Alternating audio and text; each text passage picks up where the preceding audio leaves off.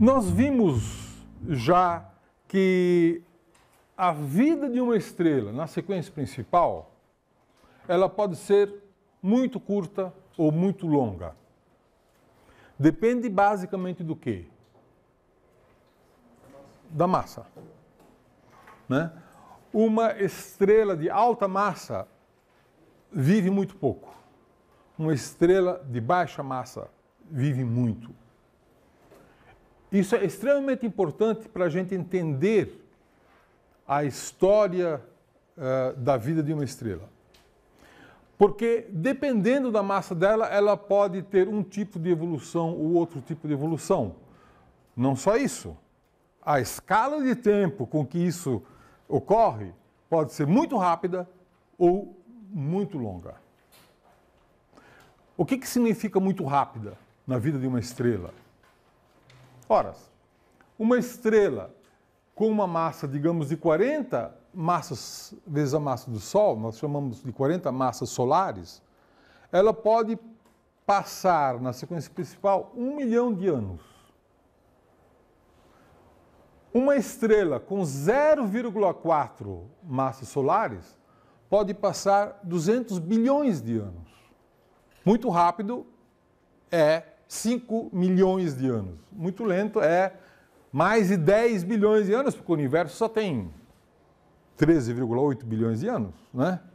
Então, imagine que uma estrela de 0,8 massas solares, que nasceu logo após o Big Bang, digamos 1 milhão de anos depois do Big Bang, ainda está na sequência principal. Certo? Ainda está na sequência principal. Não deu tempo para evoluir. Né? Bom, existe um truque extremamente importante que os astrônomos usam para estudar a vida das estrelas, que é não estudar uma estrela sozinha, e sim estudar a família dela, a família inteira. E a família de estrelas, normalmente nós chamamos de aglomerados de estrelas. Né? Eu mostro aqui um aglomerado de estrelas que é chamado de M4, é do catálogo Messier, número 4 desse catálogo. Né? Então, esses catálogos contêm aglomerados de estrelas, que podem ser globulares, formas redondas, que pode ter até 10 mil estrelas. Ou então aglomerados abertos, que são mais dispersos, que têm um número bem menor de estrelas. Então nós temos famílias ricas em membros e famílias pobres em membros. Né? Digamos, uma família rica é 10 mil estrelas, uma família pobre tem 100 membros, apenas 200 membros. Né? Por que esses aglomerados são interessantes na astronomia? Porque eles tiveram uma formação e uma origem comum. Essa família de estrelas se formou na mesma época, então tem a mesma idade, de uma mesma nuvem molecular original, portanto, tem uma composição química originalmente igual. A composição química original dessas estrelas é igual para todas. Tá certo? Então, isso faz com que o estudo e a modelagem dessas estrelas seja simplificado. Porque elas têm muitas coisas em comum. Em particular, a idade e a composição química original. Né? Então, aqui, nesta imagem do aglomerado M4, nós temos uma imagem do telescópio espacial que mostra não só estrelas gigantes, as mais brilhantes, né, mas estrelas de sequência principal, mais fraquinhas, e até essas linhas muito fraquinhas que têm círculo em volta, que são anãs brancas. Vocês podem ver que elas são meio azuisinhas, as anãs brancas, enquanto que as estrelas gigantes são meio avermelhadas. Essa diferença de cor é real. As anãs brancas são tipicamente mais quentes do que uma gigante vermelha. Né? Bom, então vamos estudar um diagrama HR de uma família recém-formada. Uma família que está nascendo ainda, está se formando. Que é, por exemplo, esse aglomerado de estrelas, aglomerado aberto, né, chamado NGC 2264. É uma formação muito recente. Você ainda vê a nebulosa que está formando as estrelas. As estrelas se formam de nebulosas. E bem no começo, você ainda vê resquícios da nebulosa, né? Mas você pode já estudar todas essas estrelas colocando-as no diagrama HR. O diagrama HR, que é a magnitude versus o índice de cor. Lembre-se que nós colocávamos, ou no diagrama HR, propriedades intrínsecas, ou a luminosidade, ou a magnitude absoluta. Mas se as estrelas estiverem todas à mesma distância, você pode até colocar a magnitude aparente, né? Porque corrigindo elas todas da mesmo fator de distância, você transforma equivalentemente todas essas magnitudes em magnitudes absolutas, magnitudes próprias, né? Então aqui você vê uma coisa interessante. Aqui a curva, essa curva traceja reta, é a sequência principal de estrelas.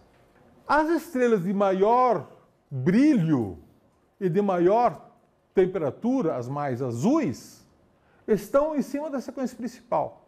As de menor massa estão fora da sequência principal, porque ainda estão na fase de contração, ainda não chegaram na sequência principal. Na sequência principal estão as estrelas que estão queimando hidrogênio e transformando em hélio. Estas estrelas, na fase de contração, elas estão brilhando por causa do mecanismo de Kelvin-Helmholtz, ainda.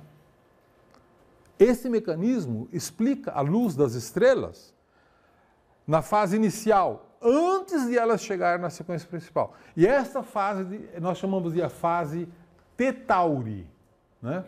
Que são estrelas que estão acima da sequência principal. Então, a partir desse diagrama HR, nós podemos dizer que esse aglomerado é extremamente jovem. Podemos até fazer uma estimativa de qual é a idade dele, mas é muito jovem, né? Bom, vocês se lembram de como é a trajetória do Sol? A trajetória do Sol, antes de chegar à sequência principal, exatamente é a contração da nuvem de gás, e o Sol passa por essa fase de estrela T Tauri, até chegar à sequência principal. Aqui ele passa 10 milhões de anos, vai para o ramo das gigantes, aqui começa a queimar hélio, tem o helium flash, né? Queima todo o hélio do seu núcleo, transformando em carbono, e aí finalmente joga a sua nebulosa para fora e vai para a anã branca, tá? Quando o Sol ou uma estrela qualquer deixa a sequência principal, qual é o momento em que isso ocorre?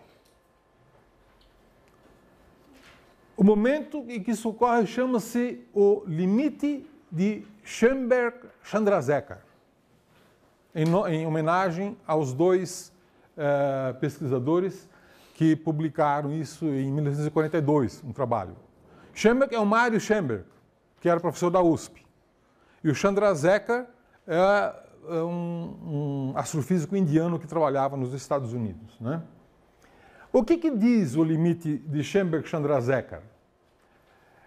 Que uma estrela deixa a sequência principal quando cerca de 9% da massa total da estrela tiver sido transformado em hélio no seu núcleo. Quando o seu núcleo central tiver 9% da massa total. Aí esse núcleo se contrai e a estrela sai da sequência principal, vai para o ramo das gigantes, né? Então esse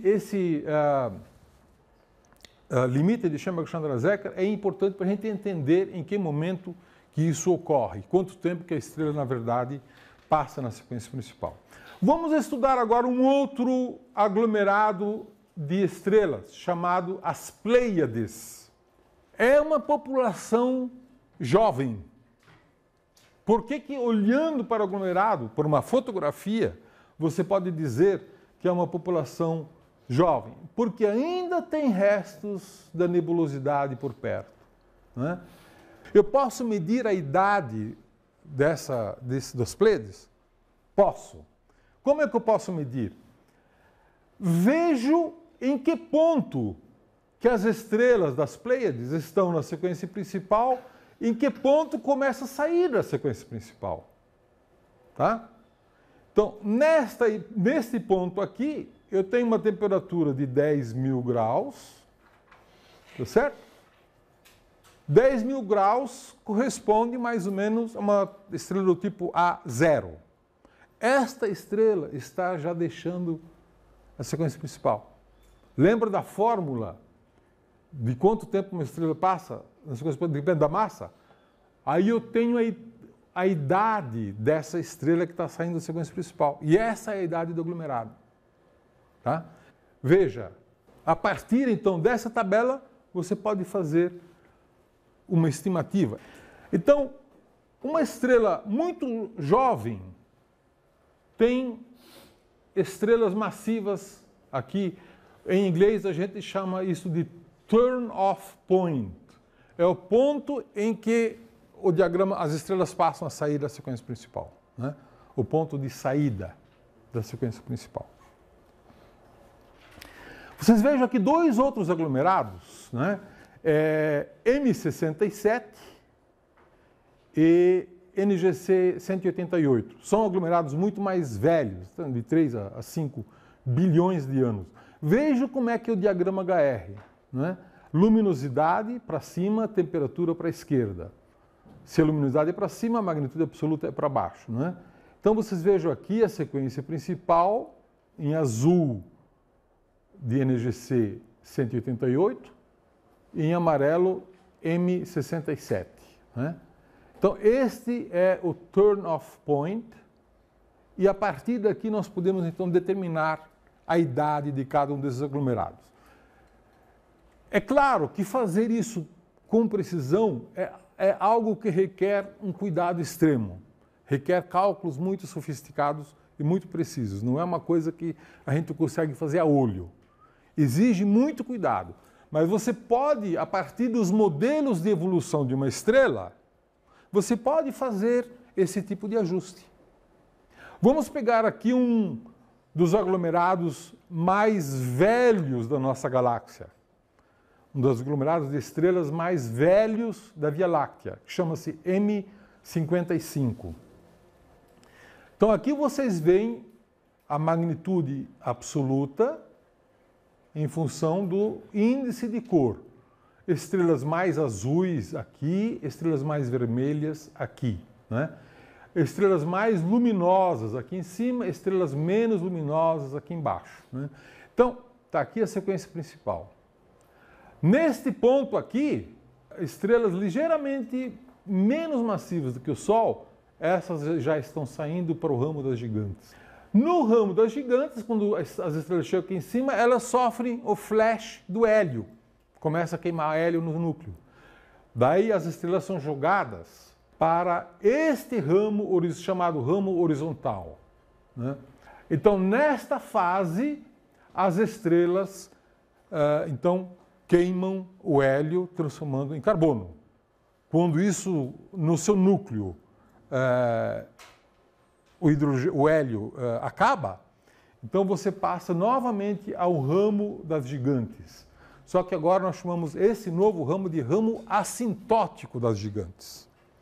E vocês notem que aqui tem uma populaçãozinha de estrelas que parecem ser da sequência principal, mas se recusaram a sair da sequência principal. O que são essas estrelas? Elas receberam o nome, em inglês, de Blue Stragglers, cuja tradução literal seria os vagabundos azuis. Durante muito tempo, não sabíamos por que existiam os Blue Stragglers, né? essas estrelas tão bizarras que estão na sequência principal quando não deveriam estar. E a explicação que nós temos é que, na verdade, são sistemas duplos, são duas estrelas. A de maior massa já evoluiu há muito tempo, mas quando estava na fase gigante, jogou massa sobre a estrela de menor massa. Então, rejuvenesceu a estrela de menor massa. E a idade dela começou a contar a partir daí. Então, ela tem uma massa maior agora, mas ela é uma estrela rejuvenescida, porque ela recebeu massa posteriormente, né? Quando a companheira... Né? Isso explica de uma maneira bastante fácil de entender, né? Bom, um ajuste cuidadoso dos modelos de evolução das estrelas a esse diagrama, né, mostra que essa distribuição aqui pode ser muito bem ajustada por uma idade de 12,13 giga-anos, isto é, 12,3 bilhões de anos. Tá? É uma idade quase competindo com a idade do universo. E aqui eu mostro uma composição de vários aglomerados muito velhos, como o anterior, e muito pobres em metais, que seriam as primeiras geração, não metais zero. Se lembra o que é metal, né? É tudo que não é hidrogênio e hélio conta como metal. Então, baixa metalicidade.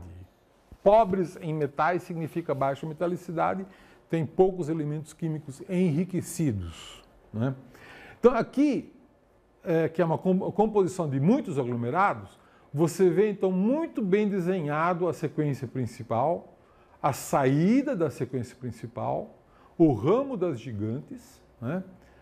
Os blue stragglers, as estrelas que estão sofrendo flash de hélio e indo para o ramo horizontal, né? E as anãs brancas.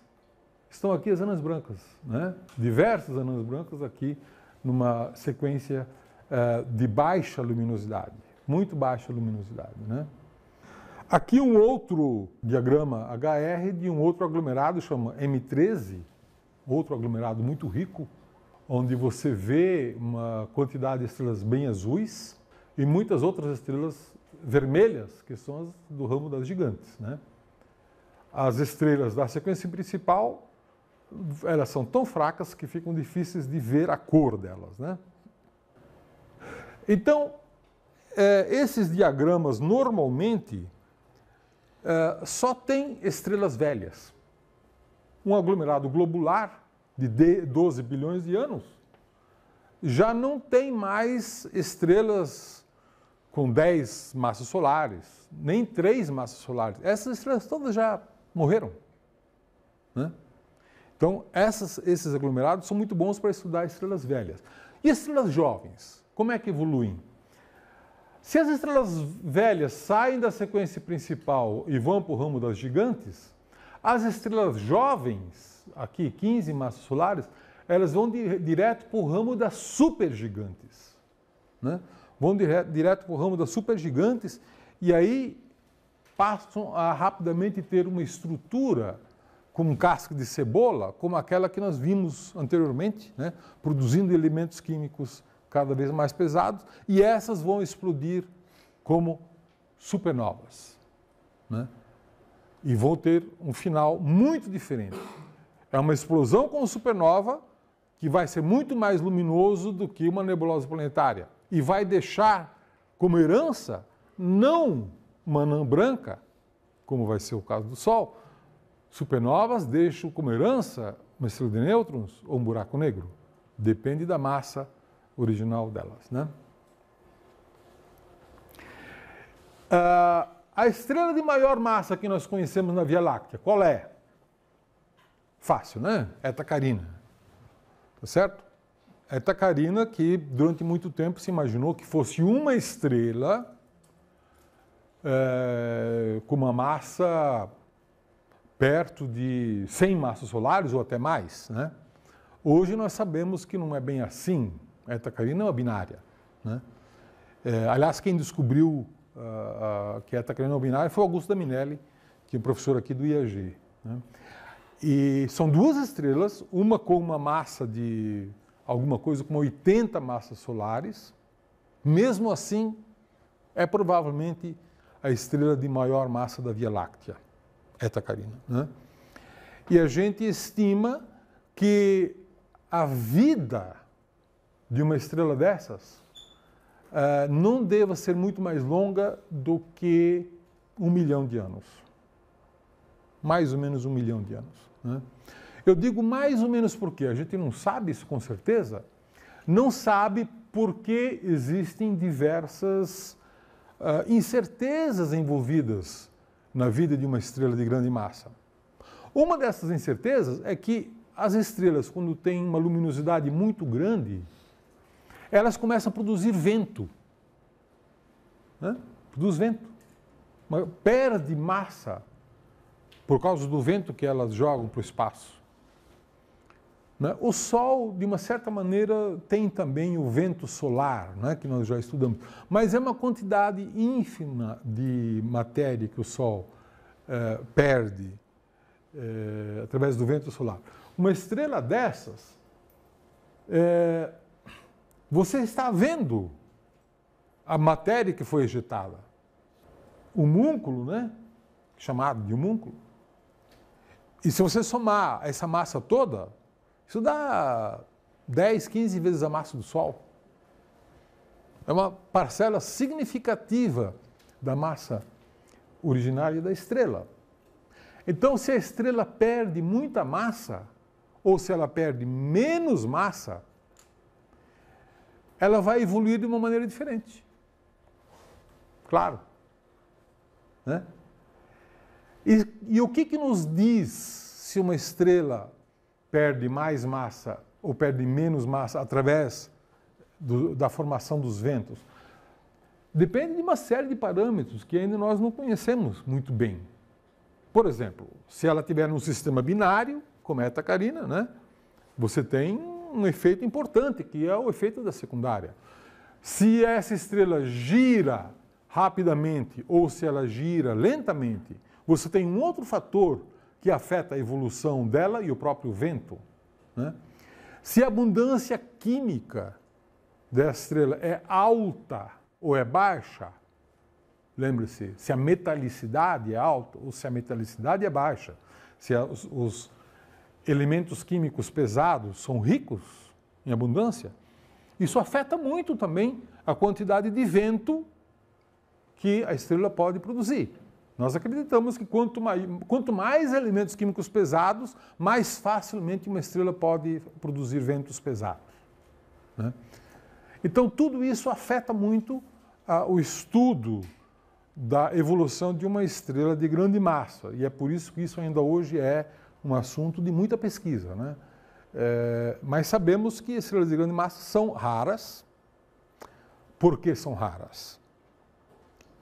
Porque quando as estrelas se formam, você forma muitas estrelas de pequena massa e pouquíssimas estrelas de alta massa. Por desgraça, essas estrelas de muito alta massa têm o hábito de morrer rápido. Uma estrela como essa não vai viver muito mais do que 1 milhão de anos.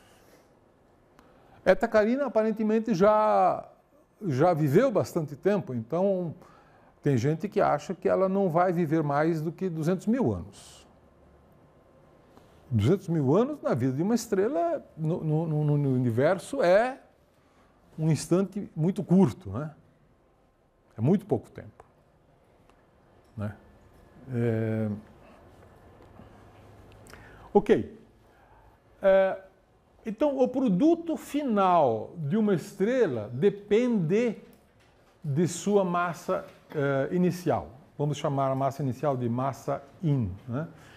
Então, se a massa inicial for menor do que, digamos, 8 massas solares, aproximadamente, pode ser um pouco menos, você terá, então, a formação de uma gigante vermelha, nebulosa planetária e anã branca. Se a estrela tiver entre 8 massas solares e 20 massas solares, você tem uma estrela sequência principal, que vai para supergigantes diretamente, né? Que vai explodir como uma supernova e vai deixar uma estrela de nêutrons. E se a massa inicial for maior do que 20 massas solares, nós teremos também essa evolução gigante vermelha, supergigante vermelha, supernova, mas no final você terá aqui um buraco negro.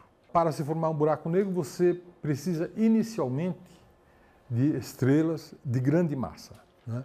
Mas nós vamos estudar a natureza e as propriedades das anãs brancas, das estrelas de nêutrons e dos buracos negros na próxima aula, né? Nesta aula de hoje nós estávamos mais interessados em mostrar que as estrelas têm uma vida, né?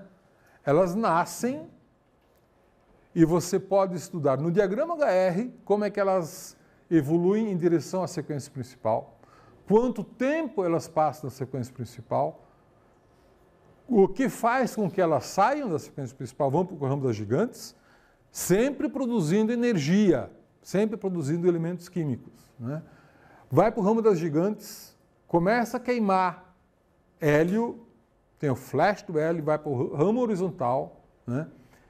Quando o hélio se esgota, vai para o ramo assintótico das gigantes, expulsa a camada externa e vira uma anã branca. Essa história nós conhecemos com muita segurança. Com muita segurança. Nesse sentido, a descoberta do diagrama HR foi de uma importância histórica muito grande, porque compreender como que a energia é gerada, fazer um modelo disso, colocar no computador, calcular essas trajetórias evolutivas, compará-las com as estatísticas observadas, fez com que tivéssemos uma segurança muito grande sobre o que está acontecendo no interior de cada uma das estrelas. Então nós temos muita segurança hoje sobre a estrutura das estrelas e sobre a evolução das estrelas. A evolução é uma sequência de estruturas que vai mudando a composição química central. Você vai queimando elementos leves, formando elementos pesados, isso vai mudando a estrutura e isso faz com que os modelos andem no tempo, vão se modificando no tempo. A isso nós chamamos de evolução das estrelas. É a sequência de estruturas, né, que para uma dada massa aproximadamente constante, evolui em função da mudança da composição química. A essa teoria toda, a esse conjunto de conhecimentos todos, que é a interpretação do diagrama HR, nós chamamos de teoria de estrutura e evolução estelar. Isto é o principal pilar da astrofísica moderna. Foi graças a isso que nós pudemos começar a entender o resto do universo.